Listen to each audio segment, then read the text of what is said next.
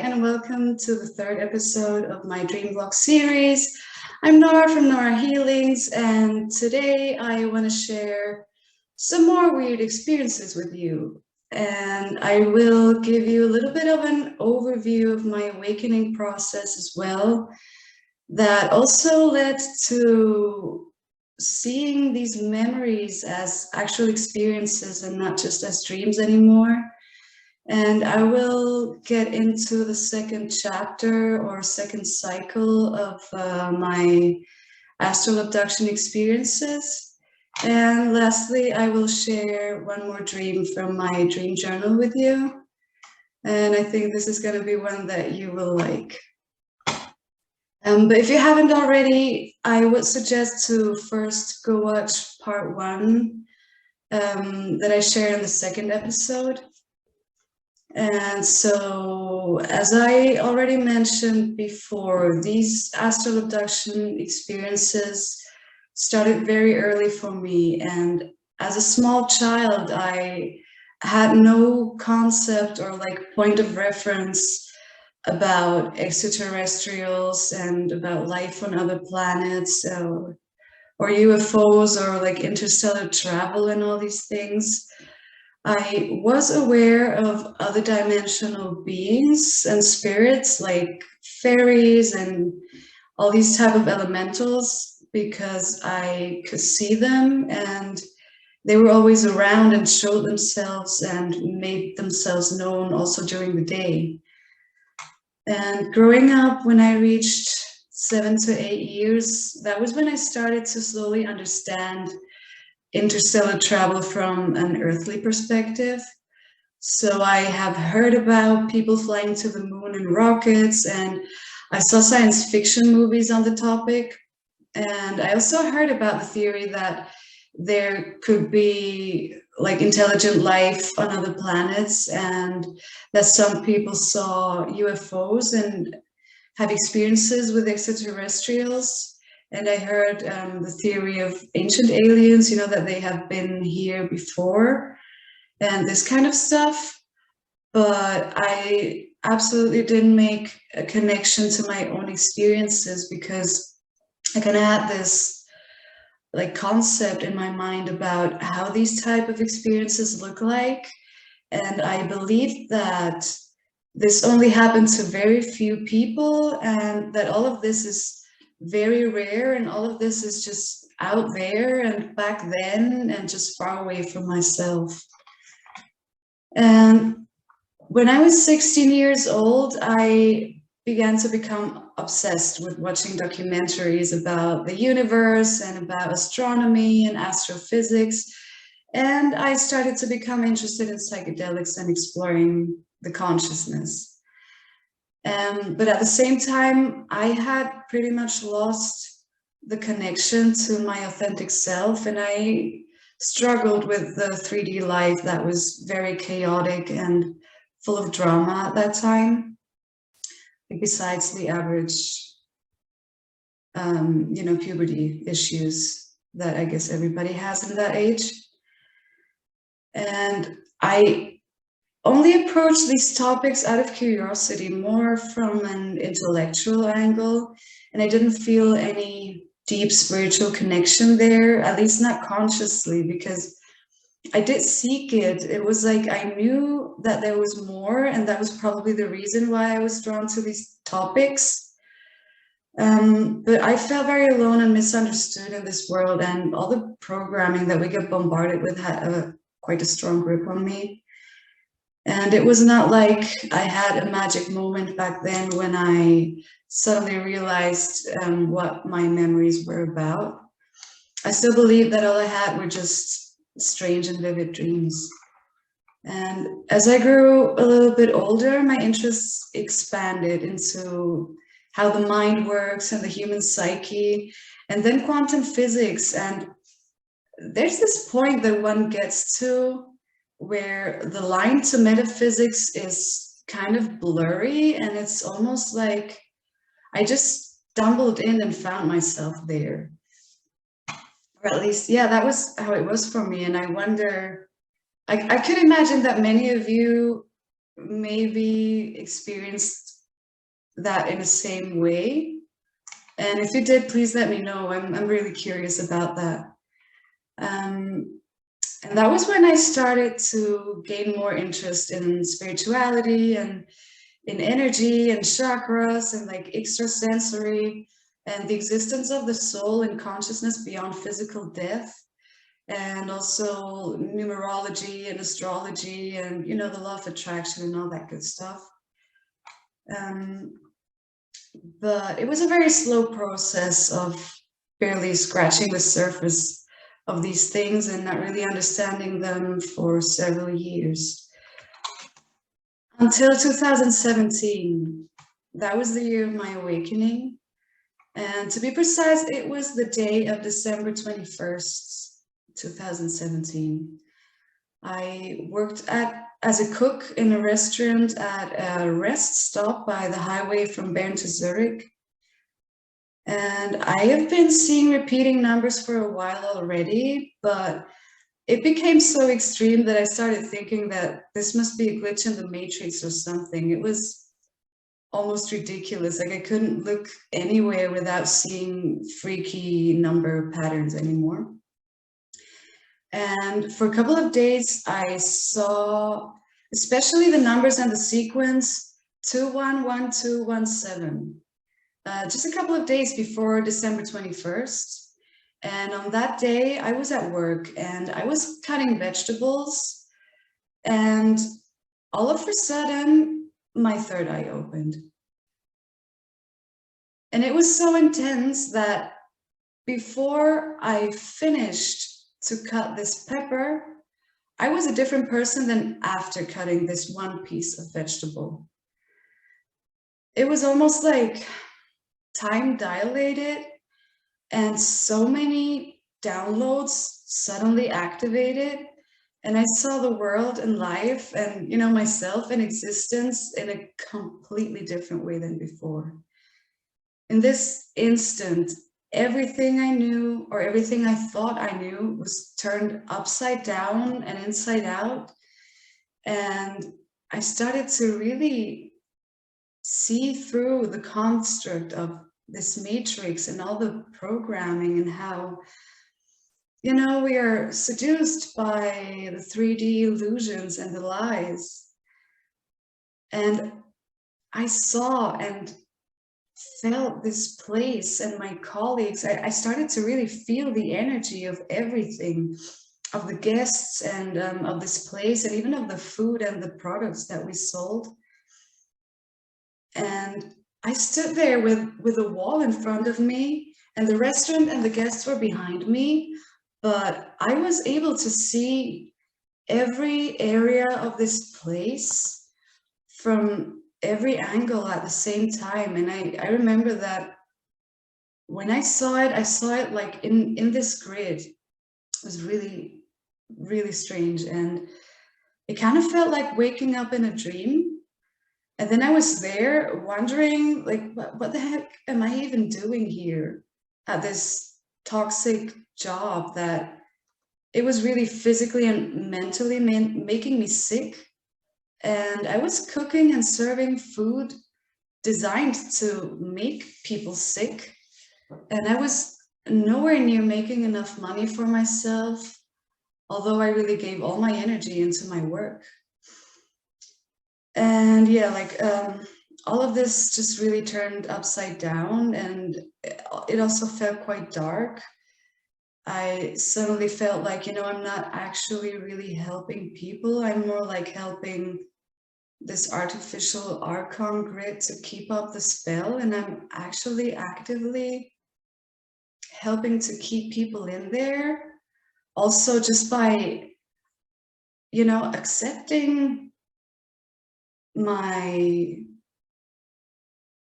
level as a servant there, just in this position. And I gave away all my energy and all my power to really serve a system that I couldn't stand.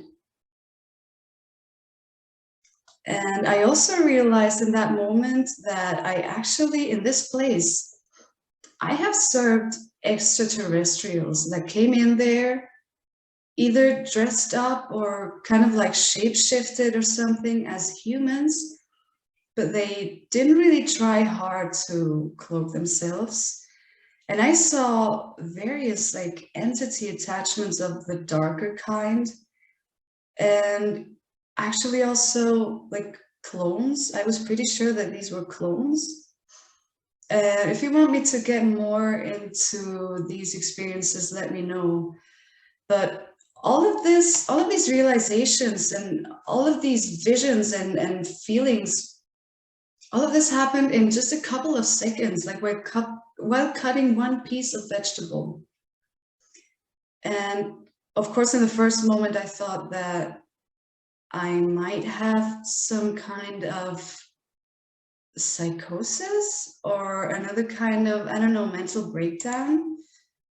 But the thing was, it didn't pass. It didn't go away anymore. And that was when I realized, okay, I guess I'm like someone else now, like a completely different version of myself. And as you maybe already guessed, after that, I quit the job and I changed my life, and I didn't let anyone tell me that I was crazy anymore. And instead, I gave myself permission to be myself. And I started a more dedicated spiritual journey. I consciously and actively started deprogramming myself and shedding all this trauma and all these artificial layers of my personality, and really rewiring my brain in new ways to self-heal. And of course, this was a multi-year process. And step by step, I started to feel more and more like myself. And that was when I slowly started remembering how I perceived the world as a child and how far I actually have drifted off my authentic self and from source in a way. And this also had the effect of unlocking some of these memories of my childhood. And I slowly started to understand the nature of my experiences back then. And this was in my mid-20s. I think I was 24 then. Yeah, what makes sense. I'm 29 now.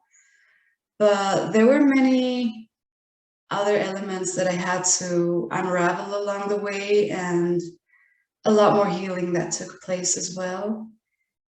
And now I would say I'm still this other version of myself, just a little bit further down the road, but living a totally different life and seeing the world through a totally different lens than I did before that day in 2017. Yeah.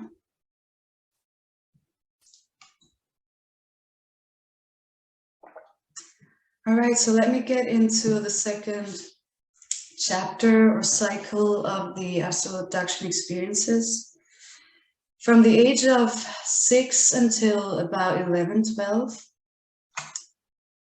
So my nights very regularly went like this. I laid in bed and I woke up because I was being levitated out of my bed through the closed window and outside. And what you are about to hear is going to sound so stereotyped, but this was actually what I remember. So I was hovering above our parking lot, and above me was this ship, and I was in a white beam of light. And I was slowly pulled upwards, and it was a saucer-shaped silver ship with lights in ring formation around the edge of the bottom. And there was this large white beam that came out of the opening, a round opening in the center. And as I was slowly pulled upwards, it became very hard for me to keep my eyes open and to stay conscious. even though I was extremely excited, but it was almost like the light itself had a numbing or almost a narcotic effect. Really strange. And I passed out before I reached the ship. But once I managed to keep my eyes open until I was so close that I was able to make out outlines and shapes of people that were standing on the edge of this opening. But I couldn't really see a lot because this light was extremely bright and very blinding. And the strange thing is I never thought of these experiences during the day. I completely forgot about it. But every time it happened again at night, I was like, oh yeah, right, here we go again. And this time I'm going to keep my eyes open. Yeah. And there was this man that he looked very much like a human, and he went to all sorts of places with me.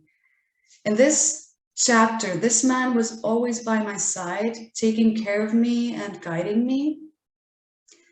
And sometimes I can remember that we traveled in shuttles, and sometimes it was more like rockets, and sometimes in spaceships, and sometimes I don't remember. We were just something, we were like just suddenly there.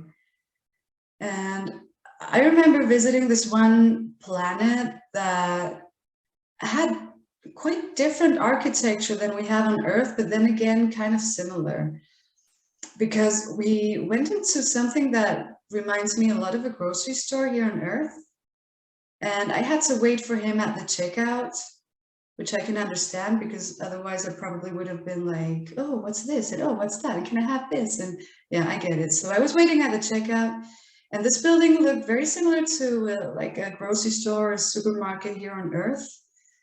But it didn't have these like straight walls and all these 90-degree angles. I remember the edge of the building was rounded, and the window was also bent like this.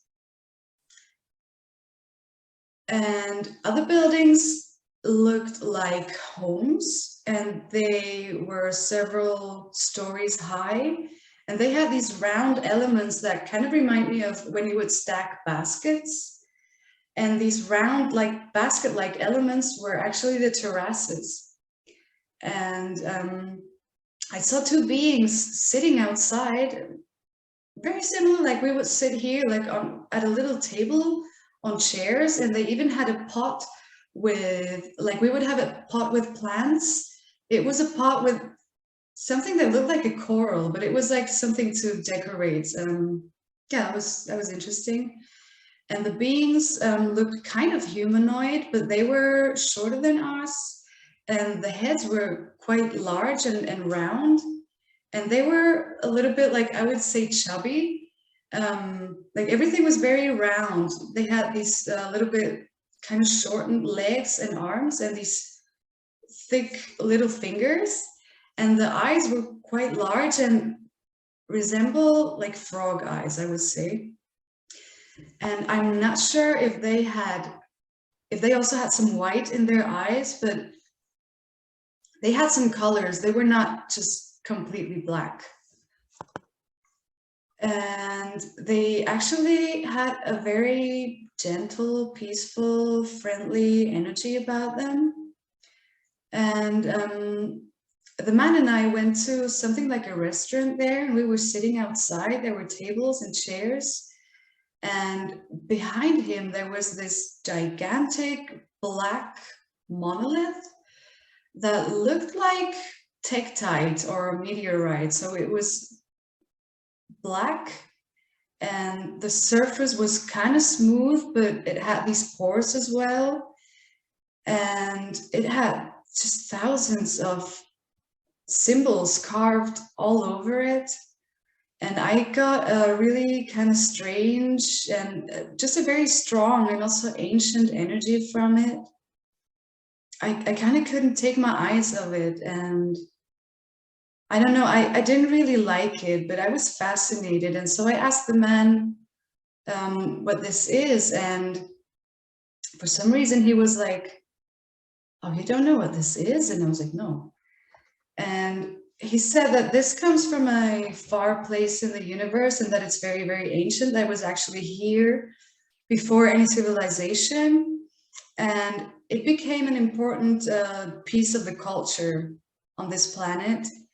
And I asked him where this thing is from, and he said he doesn't know, and that most of this monolith is a mystery.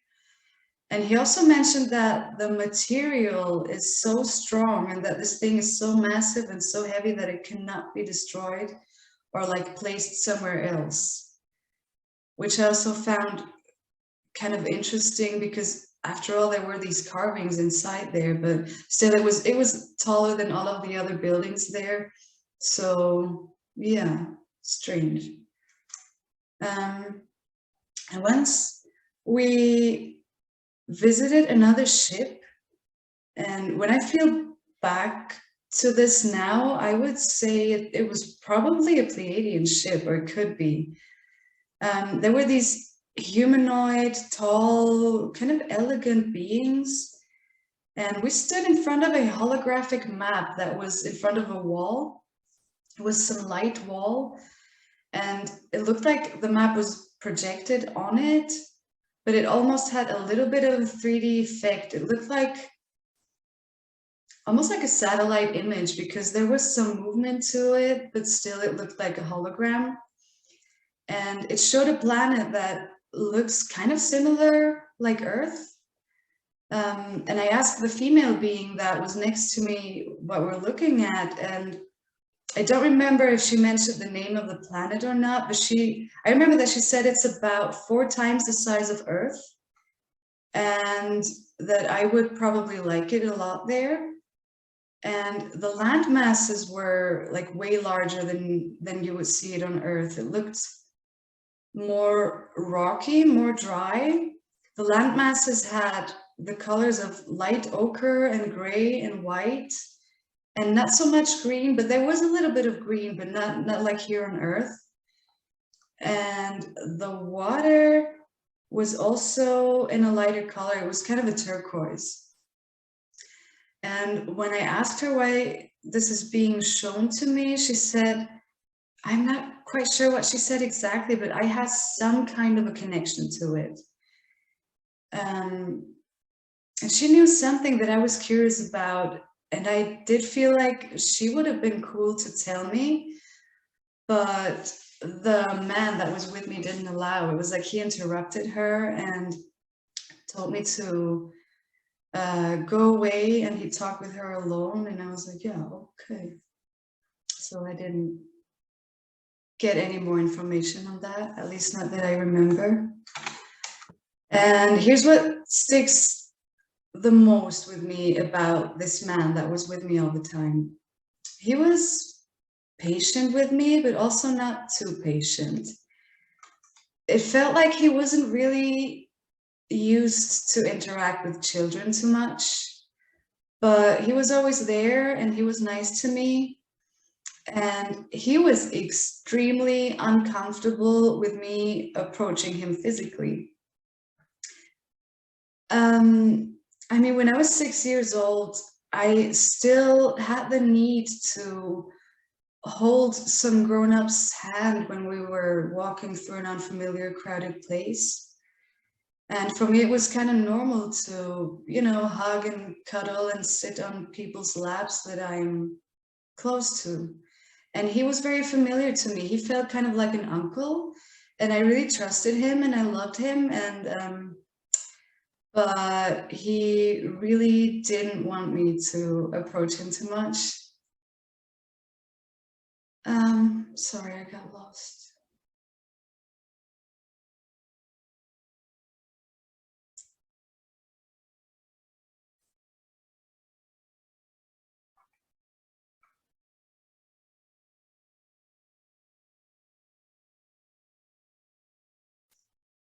Yeah, right.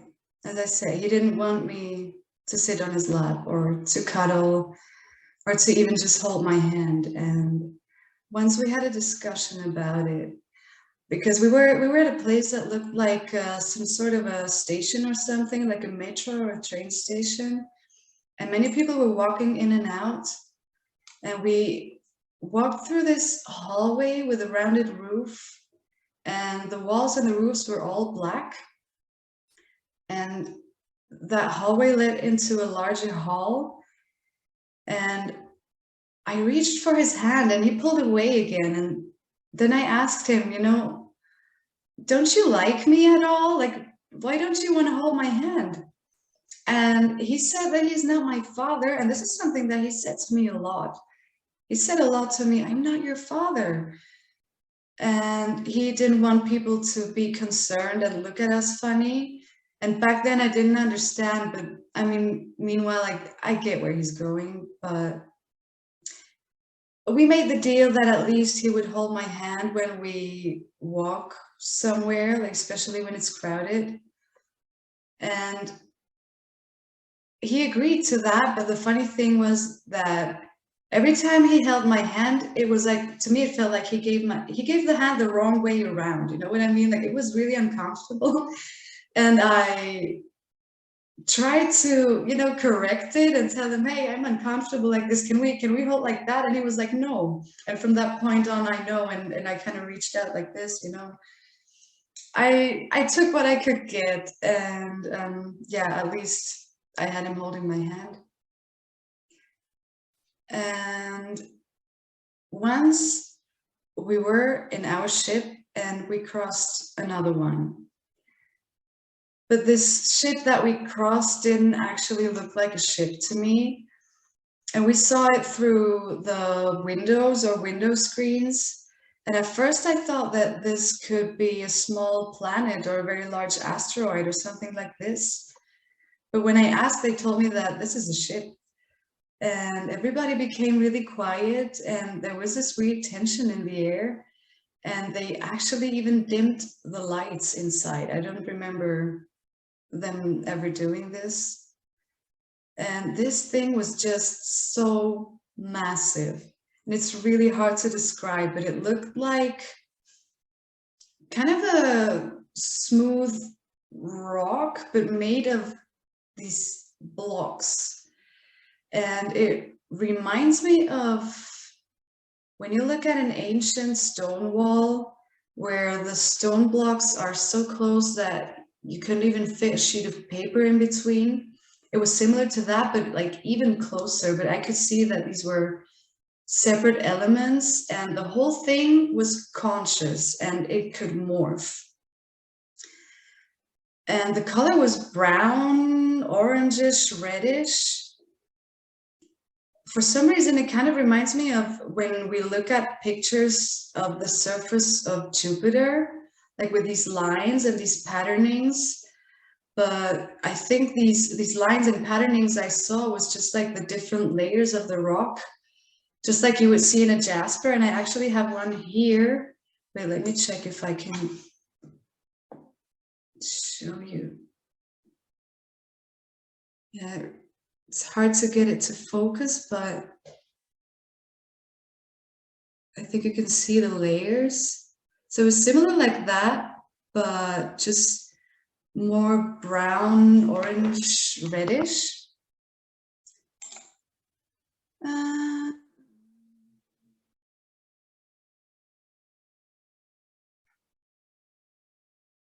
Yeah, and there were smaller bits of the same material that could have been smaller ships all around it, hundreds if not thousands of it.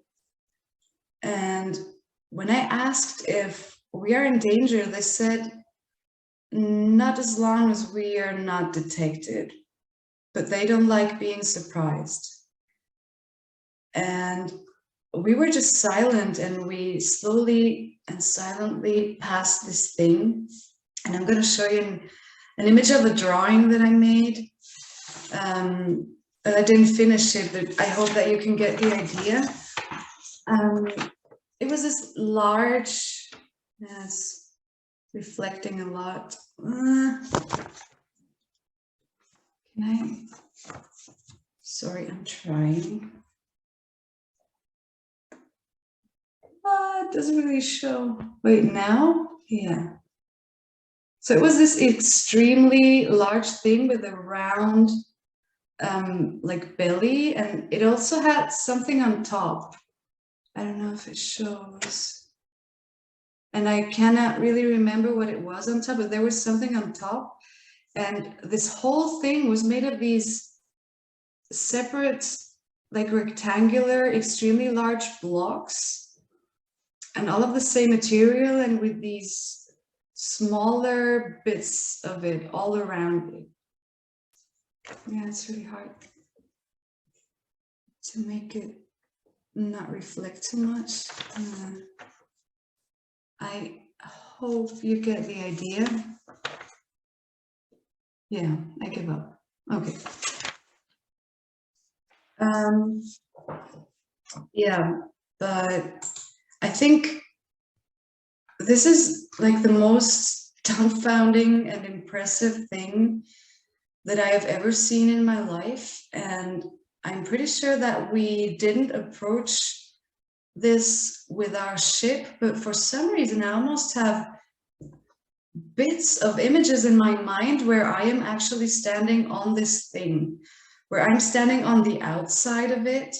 And it's possible that maybe while we passed it, I accidentally like projected my consciousness there. And it actually felt like I was standing there for a while, and the feeling I had was just so, it's really hard to describe, because it felt like I never felt so small before, first of all, and it was really, really silent. Like there was no humming, no sound at all, but still it was almost like I could perceive that there could be some life in there, but it was so like it was so massive. It was like a bunker, like you could not hear anything going on in there, even if it was extremely loud. But I'm pretty sure that we didn't actually go there. Yeah, sometimes I wish that I knew someone who I could share that with, who saw the same thing. Yeah, if maybe you did, or if you know someone who might have seen the same thing, please let me know. Yeah, and so for a few years, I was taken at night in that same fashion and went to visit and learn about other places, always with this man by my side. And once something went wrong when they put me back on Earth. I have no idea what happened exactly, but I was in the right village, but in the wrong house. And I was in a bedroom of another child.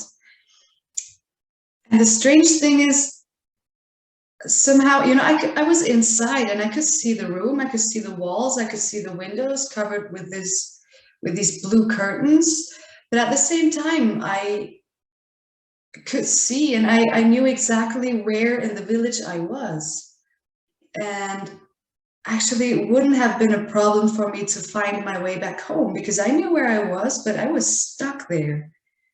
It was really strange. It was almost like I was stuck in the wall or something, and I couldn't move. And so I telepathically kind of reached out, like, help me, I cannot move, I'm in the wrong place, this is not my home, get me out of here. And I was there for what felt like quite a while, you know, with the time I started shouting out loud, like, hey, get me out of here. I don't understand why I couldn't move.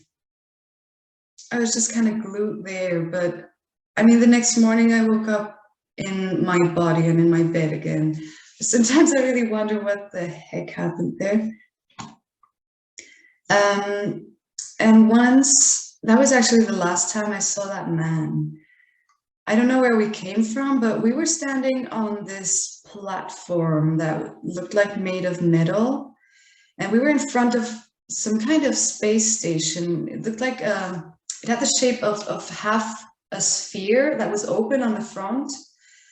And in there, we could see like stairs and halls and gates and stuff like that, and ships flying in and out on the sides. And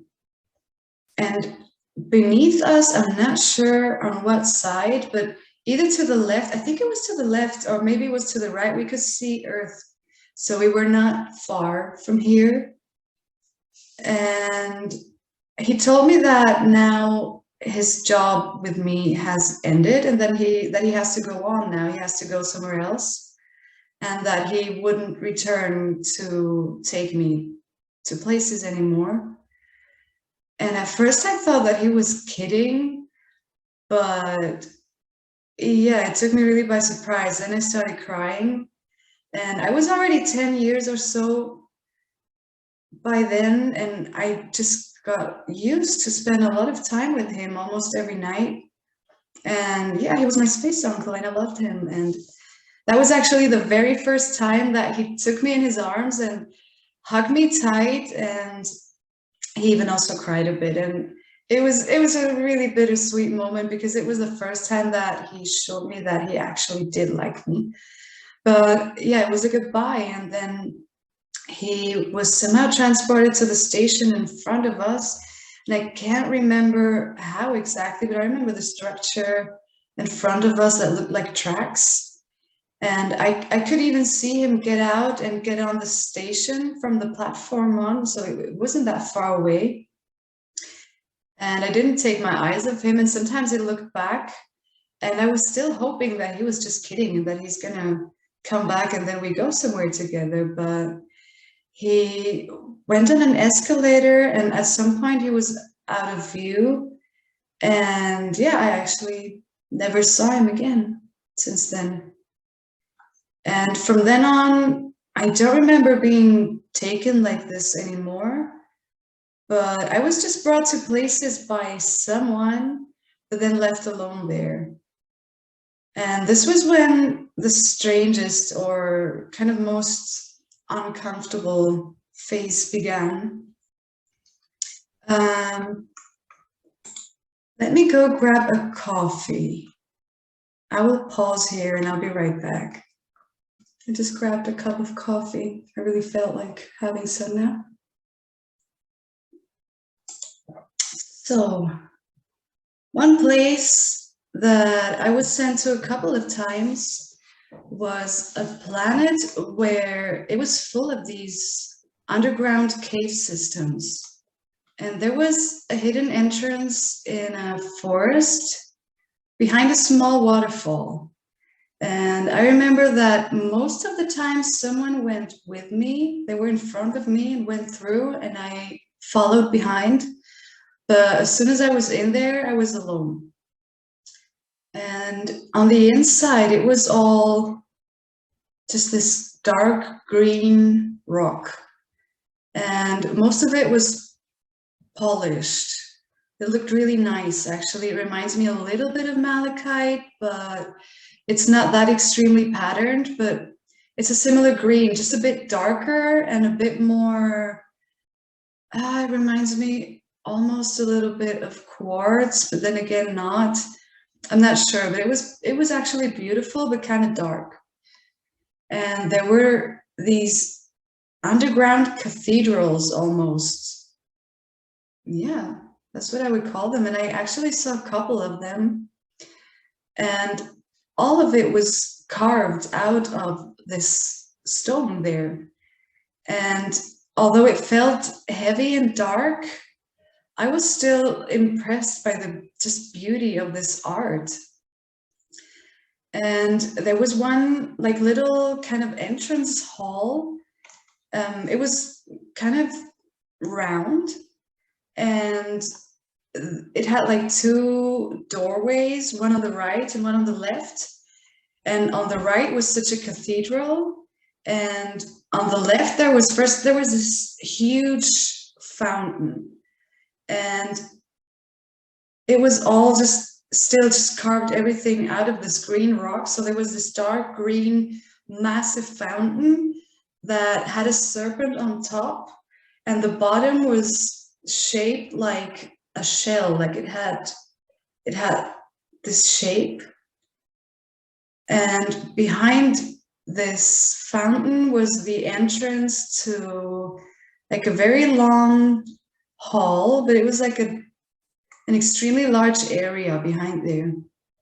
And the floors were white there, and the walls were left unpolished. So it was just this It was raw, and like this, the rock looked almost black. You could still see that it was kind of dark green, but it looked almost black. And there were these openings, like just openings from the caves on one side, and I could see outside. It was covered by glass somehow, but I could see outside.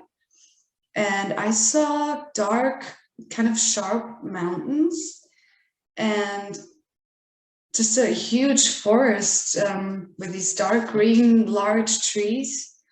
And it was cloudy, and I didn't see any city or any town. It was just the wilderness out there. And opposite of the entrance where I came in, there were these kind of emblems or flags. And this place had a very military vibe to it. And this image of the serpent was kind of everywhere. Even on the floor there was like this mosaic patterning with a serpent on it as well. And on these emblems, one was with 3 crossed swords. One had 3 stars, and the one in the middle was a little bit larger. And one was with a serpent, and one was with a dragon. And on the right side of where these openings or windows were, there were like 3 large halls next to each other, and all of them looked very similar. It was these very long rows of tables with benches and a stage behind them. And sometimes I was almost alone there, but when it was busy, it was full of reptiloid beings and humans in military uniforms. And some of these beings looked like lizards, and some more like dinosaurs, and some more like kind of alligator or crocodiles, and some were just extremely large snakes, and these were crawling on the floor. And I think these were the ones that scared me the most. But they were so long that I don't think I ever saw a face. I think they always had their head under some table, which was good. And when it was busy and they were there, they sat at these tables and they ate and drank. And if what you heard until now wasn't already crazy enough, there were female reptilian dancers on the stage doing the show.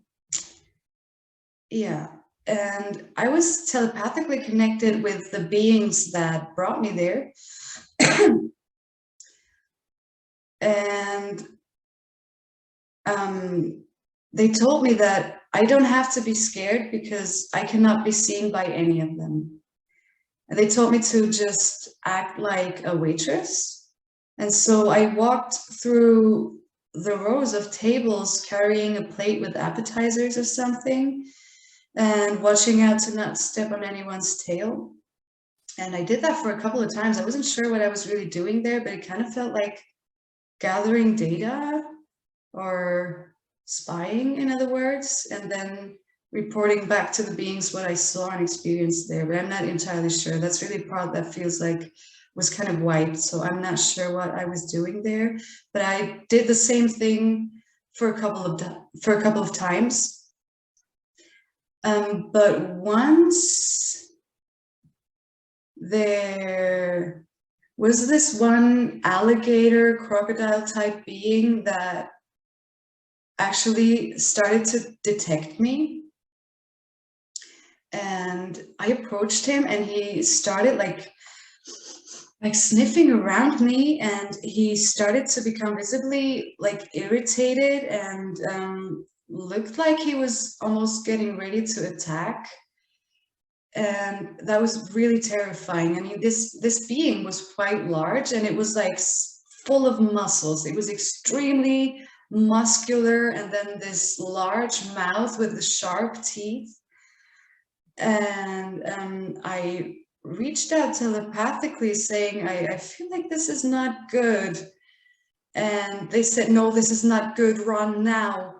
And that was absolutely terrifying. And, you know, I haven't ever experienced being chased by a wild animal or anything like this. But this was a human resembling being that was intelligent and could talk. And can you even imagine how it feels when someone looks at you with intention to kill and eat you, and they are so much physically stronger than you, and you know, you're surrounded by similar kinds of beings that would just jump on, and I don't know, that was really disturbing. And I'm not really sure how I got out of there. I just remember one of the humans, oh yeah, I could have mentioned that before, one of the guards, one of the humans in military uniform seemed to know about me. So that was the only thing that kept me kind of calm. I knew that there was some guy who was armed, who was there, and he knew about me. But I wasn't allowed to like talk or interact with him anyway. And I feel like it was him that jumped in front of me in this moment. And I don't even want to know what happened to him. And yeah, I don't know how I got out of there, but I'm pretty sure that I refused to be sent back there ever again. And I don't remember returning there after this. And about a year ago, I had a session with Henda Sarwani, who I already mentioned at least once before, and I told her about this experience, and she told me that this was a planet in the Orion system, and she said that she knows this case. Yeah, I'm not sure, but it's probably, yeah, I think it's possible, because she can really like sense the energy of when you talk about these experiences, or I'm not sure if she's actually able to look at the image that you have in your mind's eye, and it's almost like she can look in there and be like, oh yeah, oh that's Orion, and oh that's a Pleiadian ship. It's quite fascinating, but yeah, that's what she told me, that this was on Orion. And once I was in a city or a town, and I am not really sure if this was also on Orion or not, but I get kind of similar vibes. And the place I was at, like seen from above, there was this large triangular black roof, but with rounded edges. And if you would look at it from the side, it was like if this was the floor, then it was kind of like in this angle. And stairs led below it. And down there were some shops and like a hallway to the left and one to the right, and leading out of nowhere, but it was very busy and full of life, just like a normal city. And I saw different kinds of beings there. So one woman looked pretty much almost exactly like a human, maybe with a slightly elongated skull. But what I remember the most about her was what she was wearing and her face. And she wore her hair very, very short, and her skin was quite pale, almost like porcelain. And she was wearing kind of strong eye makeup and like little like gemstones around the eyes. And she wore quite a short black jacket. It only reached her waist.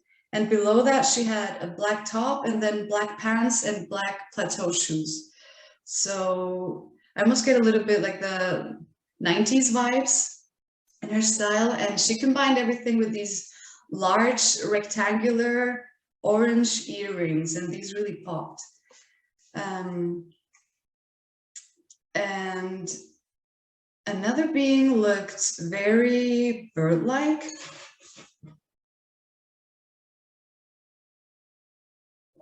It looked kind of humanoid, but covered in golden feathers and with a head of a bird. Very, very tall being. And then two also really tall beings with these very narrow and thin heads. And they were wearing these almost cloak-like robes of a light material, and I could see behind the cloak or robe that they were actually walking on some kind of tentacles. They had at least 4 of them, and their skin was dark. And I don't remember the exact color. It could have been brown or like a dark blue or purple. And also, I don't remember their faces at all. I think I was just too distracted by the way they moved. It looked like they were almost slightly hovering above ground. It was like this. And they were crossing me, like they were coming downstairs as I was going upstairs. And there outside, I saw on one, like in one corner, there were like these almost ancient looking structures. I saw a pyramid that was pretty high, and it was one of these pyramids with steps, and it was a light brown. And there was this other structure that looked like a very big, like one of these arches with like statues on top and stuff. And there was this one extremely high, like a statue with a being on it, and it had the head of some type of animal, but I don't remember what exactly, but I remember kind of pointy ears. Could have been a dog or something. And around that area, there were more just modern looking buildings, more similar to a city that you would see here. Yeah, and there's still other strange astral experiences that I will share with you, but I would say this was enough for today. And before getting into my dream share, I just really want to thank all of you who watch my videos and give me feedback. And it really makes me happy to see that some of you can identify with my experiences and or are interested in hearing something about them. And some even told me that when I talk about these, it triggers them to remember some of their own personal experiences, which I find amazing and I didn't expect. And yeah, that's really cool. So thank you so much for being here with me and listening. I love you guys. Okay, so let me share this dream with you that I had very recently.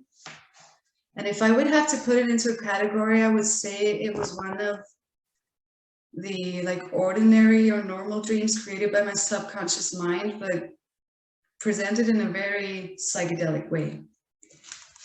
So let me get this out. So I dreamt this in the night to November 16th, so very recently. So I went to a party with a group of people, and the building was made of these separate parts or layers that rotated around themselves and around each other. So it almost reminds me a little bit of a Dyson sphere, but there were like these inner and outer layers, and everything was just rotating around each other. And yeah, the law of physics didn't apply there. I don't know if it was because, I don't know, artificial gravity or something, but it was really strange in there. And we entered in the like outer layer of this place, and where we were, there was like a wardrobe. And this place looked kind of messy and improvised. There were 2 cabins to get changed, covered with really ugly green curtains, and 2 just freestanding toilets, one on the left and one on the right side, and no walls around it. They were just freestanding there. And there was 1 normal sink next to the toilet on the left, and then there was 1 strange like very low sink in the center of the room at the wall there. It was actually a normal sink. It was just very low. It was actually, you can sit on the ground and wash your hands there, and with a mirror behind it.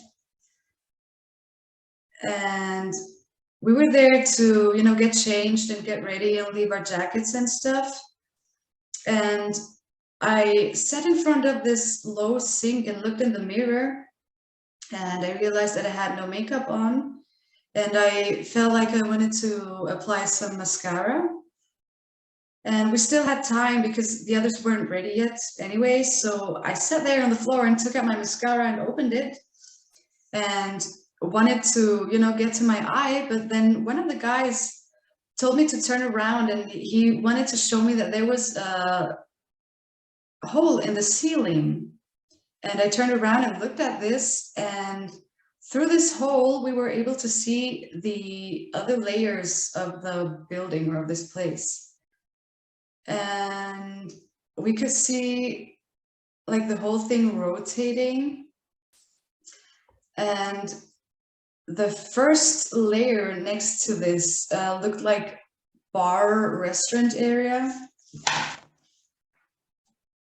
And the second one, or the layer in the center, looked more like a concert hall. At least I saw a stage and a band was playing there, and a crowd in front of it. And we were able to hear the sounds from these places, but it sounded extremely muffled. And the restaurant layer was yellow and orange and red dominant and purple dominant. There was something with the color themes there.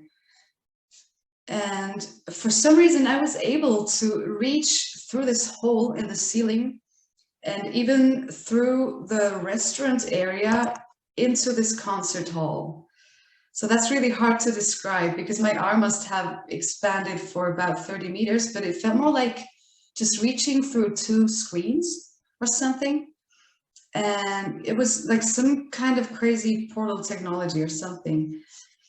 And at first, while reaching through, it felt like maybe like plasma or something. But then when I reached the surface of the inner layer where the concert was, it felt more like sticky and gelatinous. And as I touched the surface of this inner layer, and I was still holding the mascara brush, the effect was like dipping a paintbrush into water. But because of the strange gelatinous fabric of the substance, it had the effect of creating like a spider web. And I tried to draw this for you. I don't know if you can. I think it's kind of visible. So it's really strange because I kind of dipped the brush somewhere, and then it would create these strings of some sorts, and then they create more strings, and all of this, I created this,